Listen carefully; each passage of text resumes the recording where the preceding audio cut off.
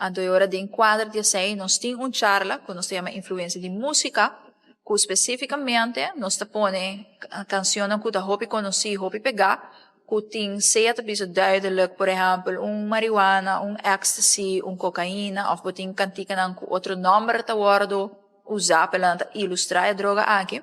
Nós te apresentar essa aqui na nós mostramos já acaba de escola básico, pero tem a richting com canção porque influência riba persona.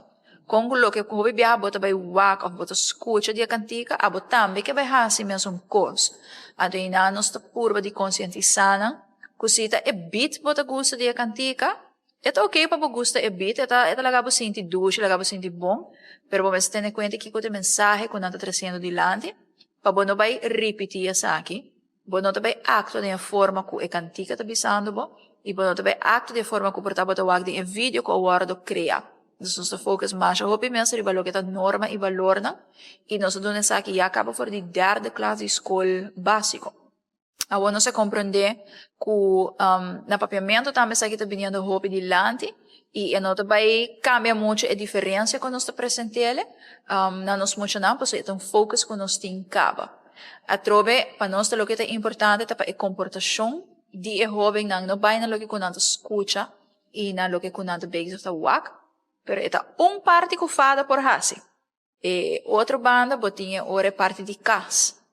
Kung importante pa is na kita criando e jovem na emocional aqui, pa focus hope riba e norma e valor na. So fada por brinda e consejo, fada por dona informação, pero não só no por hansi trucos tampoco. Nós botimos ser outra banda, também pa e jovem na por compreender que tipo de mensagem talo que kunanta sigue eigenlijk, que kote kona positivo e negativo, como me se tem em conta com ele. Nós sabemos a parte de lei, dus agora que não fala também sobre em que forma de nossa parte nós por aconselhar também.